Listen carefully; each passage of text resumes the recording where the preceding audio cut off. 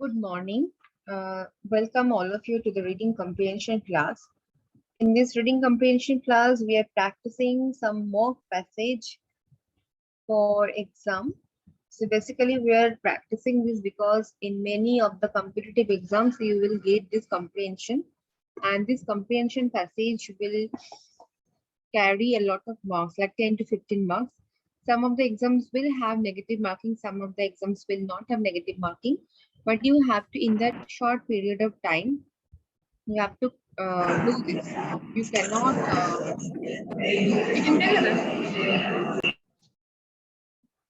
you cannot skip it, so you have to attend it. So we are practicing some mock passage, and before going to the exam hall, you also have to practice little bit. Because in this online class, I am doing the reading, I am practicing, you are not involving, so it's not like it's not useful for you. So I practice at least one comprehension passage daily when you are going for any competitive exam. It will increase your vocabulary, your glossary. You have to find out new meanings. You have to find out synonyms, antonyms, and you like how much you'll practice. You will get to know how much time you are taking there. So maybe like for someone will take 10 minutes, someone will take 15 minutes.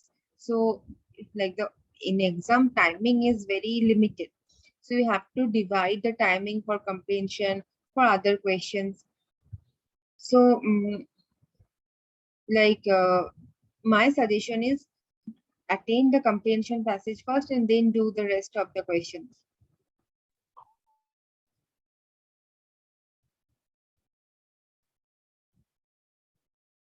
Okay.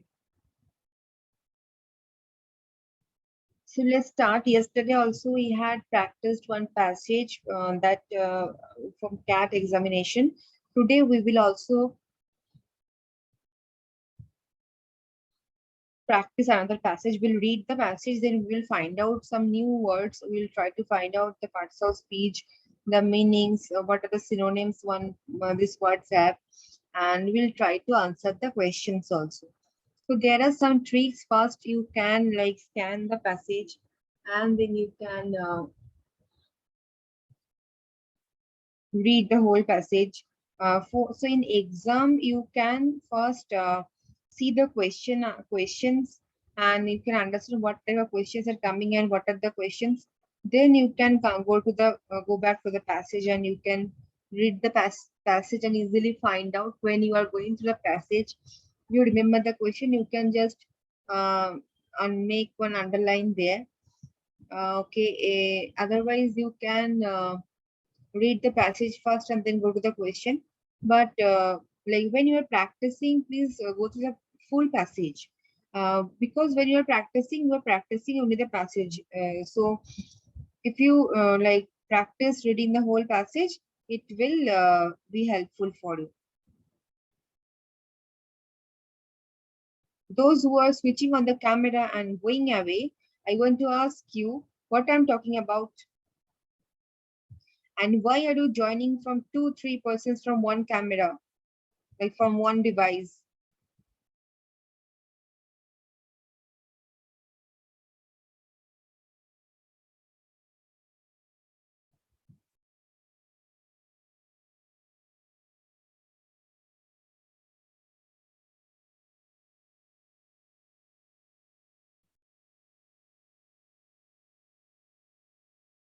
So this passage we will read now. So our propensity to look out for regularities and to impose law upon nature leads to the psychological phenomenon of dogmatic thinking, or more generally, dogmatic behavior. Our propensity to look out for regularities and to impose laws upon nature leads to psychological phenomenon of dogmatic thinking, or more generally dogmatic behavior. We expect regularities everywhere and attempt to find them even where there are none.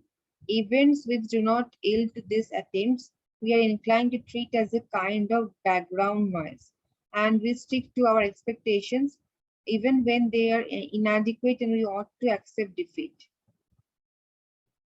The dogmatism is to some extent necessary. It is demanded by a situation which can only be dealt with by forcing our conjectures upon the world. Moreover, this dogmatism allows us to approach a good theory in stages by way of approximations. So if we accept defeat too easily, we may prevent ourselves from finding that we were very nearly right. Okay, so in the first paragraph, what is written? So the human beings, we have a tendency to look out for regularities and to impose laws upon nature. Leads to the psychological phenomenon of dogmatic thinking.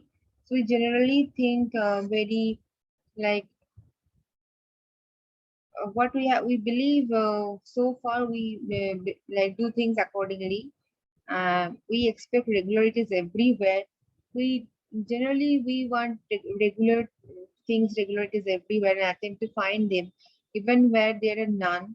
So events which do not yield to these attempts, we are inclined to treat as a kind of background noise. So there are some events which do not match with this belief, with dogmatic belief, like the regular belief. So we treat them as background noise, like not useful or inconvenient. We stick to our expectations even when they are inadequate, and we ought to accept defeat. So we stick to our expectations, what we expect always, even when they're inadequate, and we ought to accept defeat. This dogmatism is some extent necessary. It is demanded by a situation which can only be dealt with by forcing our conjectures upon the world. So, moreover, this dogmatism allows us to approach a good theory in stages.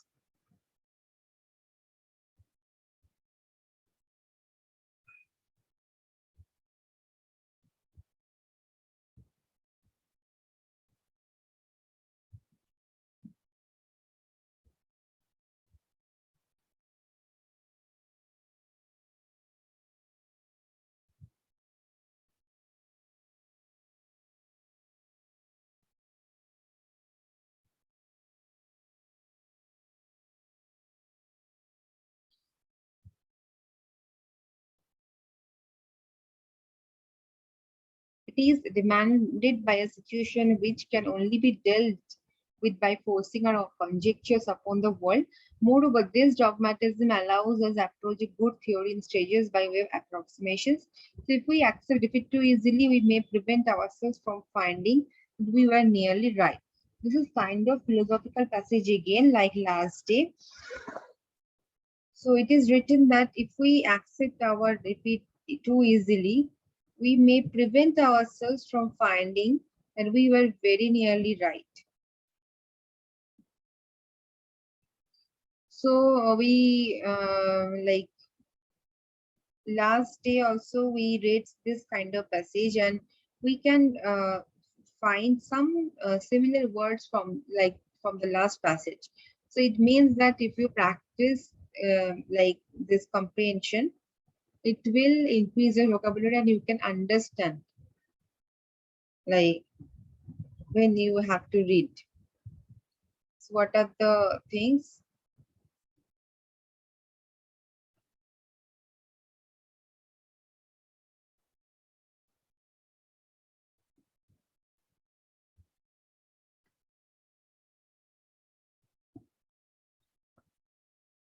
Conjecture, dogmatism.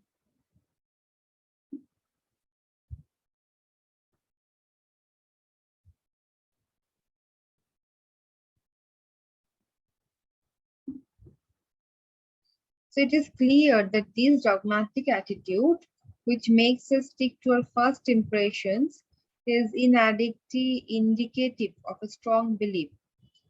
While a critical attitude which is ready to modify its tenets, which admits doubt and demands taste, is indicative of a weaker belief.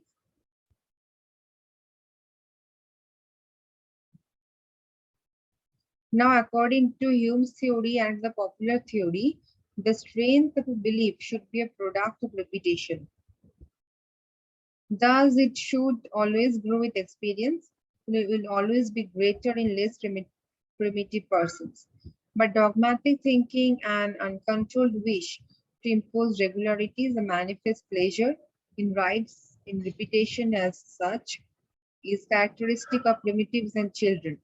And increasing experience and maturity sometimes create an attitude of caution and criticism rather than of dogmatism.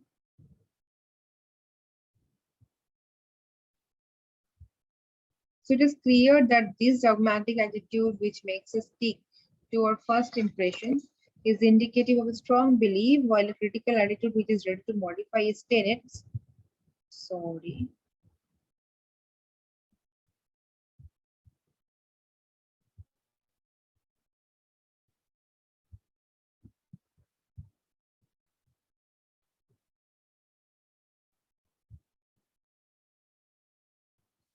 just a second.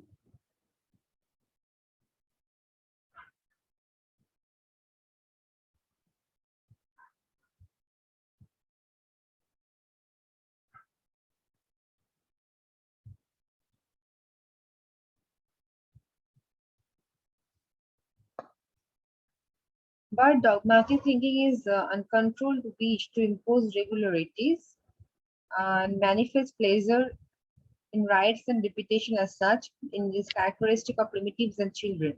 Sometimes the regular beliefs are our practice where we have already, it's our habit, it has become our habit. And it's like manifest a pleasure in rights and reputation, what we are being so far for so many days. An increasing experience and maturity sometimes create an attitude of caution and criticism rather than dogmatism. So, my logical criticism of Hume's psychological theory and the considerations connected with it may seem a little removed from the field of philosophy of science. But the distinction between dogmatic and critical thinking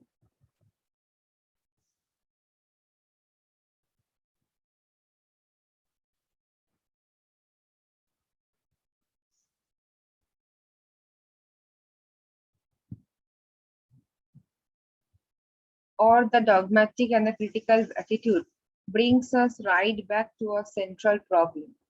For the dogmatic attitude is clearly related to tendency to verify our laws and schemata by seeking to apply them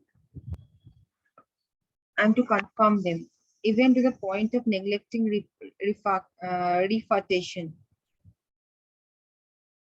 Whereas the critical attitude is one of readiness to change them, to test them, to refute them, to falsify them if possible.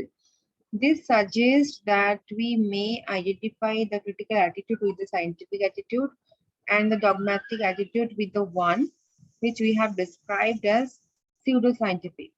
It further suggests that genetically speaking, the pseudoscientific attitude is more primitive than the and prior to the scientific attitude, and it is a pre-scientific attitude.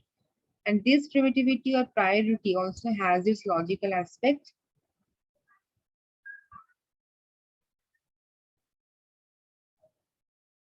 For the critical attitude is not so much opposed to the dogmatic attitude and as superimposed upon it. Criticism must be directed against existing and influential beliefs in need of critical revision. So, in other words, dogmatic believes a critical attitude needs for its raw material, as it were theories or beliefs which are held more or less dogmatically. So till now, we can understand this is a passage based upon dogmatic beliefs. So we have to again identify the words.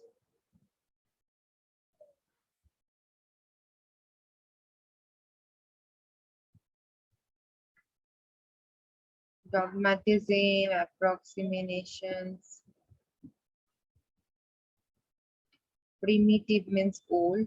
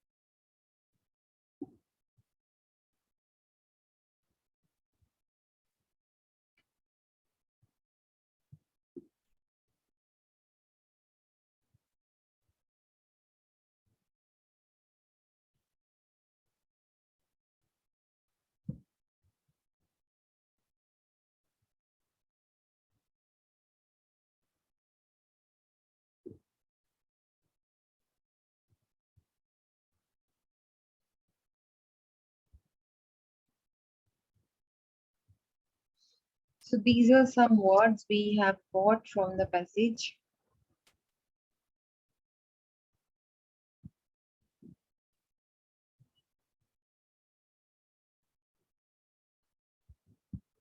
Now you can note down the words. So the words are, just a second. Dogmatism, primitive, refute, pseudoscientific, refutations, schemata.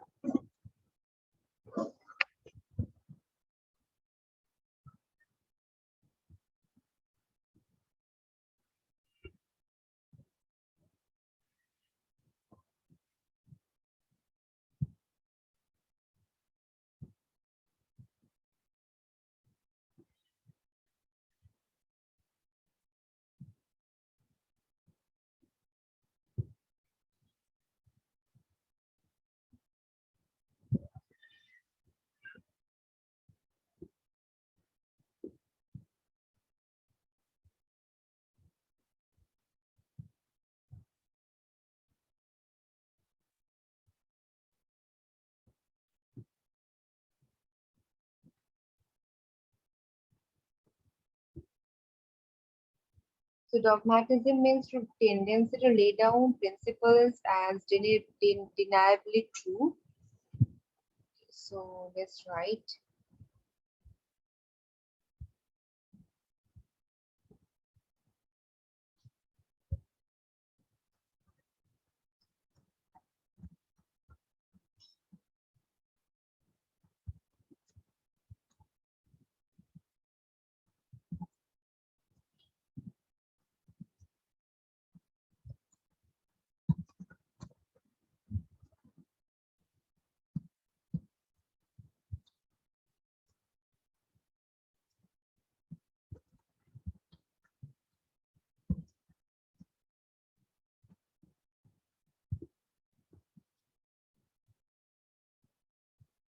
Then what was the other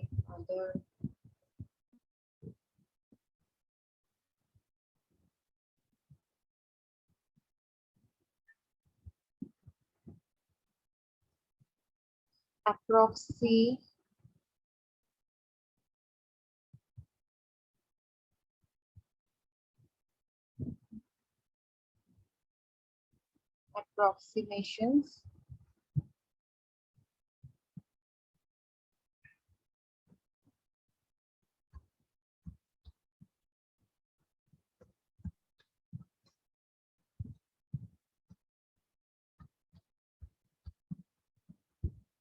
primitive,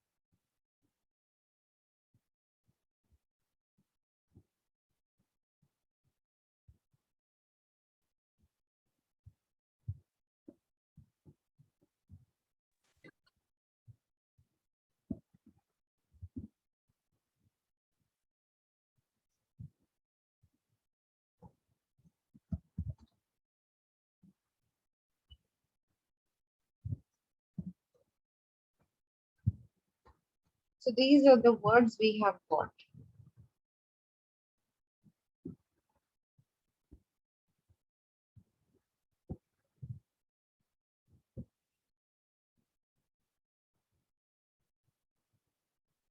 Approximations means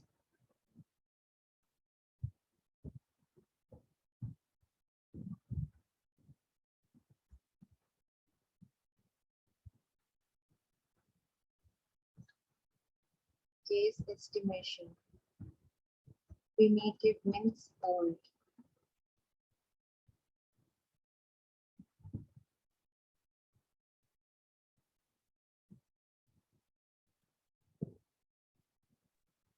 Schemata meanings technical.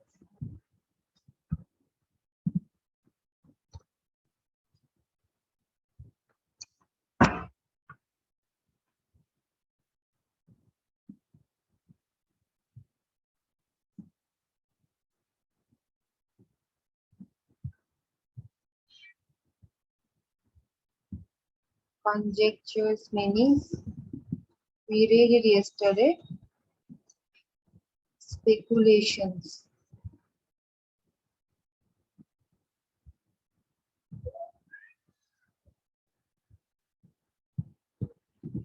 Refute means to prove.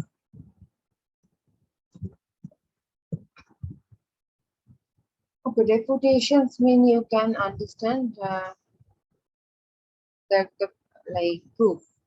So these are some words we have got.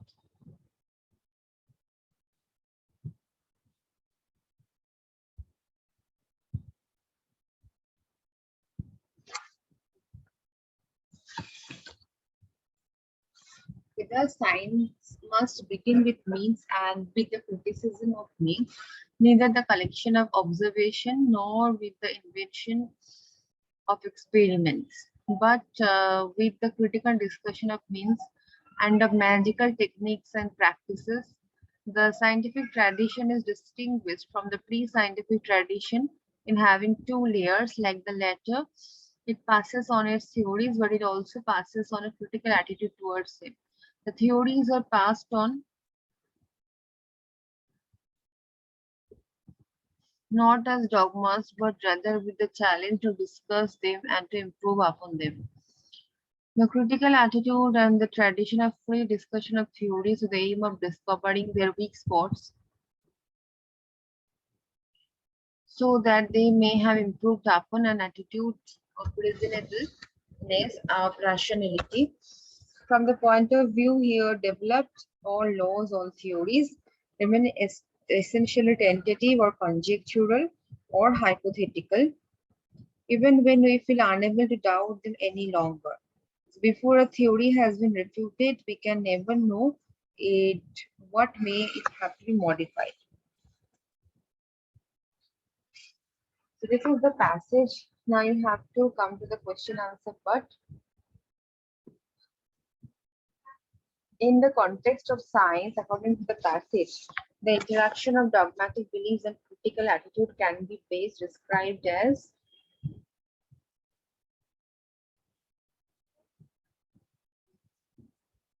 according to the passage, the role of a dogmatic attitude and dogmatic behavior in the development of science is dogmatic behavior in the passage has been associated with primitives and children.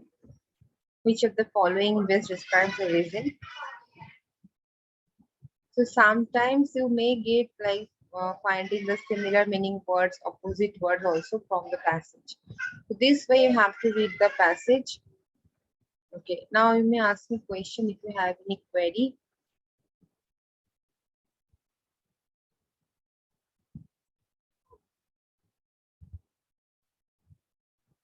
Okay, thank you for your interest. We'll end the session.